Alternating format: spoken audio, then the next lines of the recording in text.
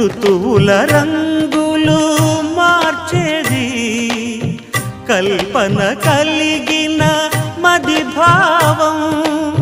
బ్రతుకును పాటగా మలిచేది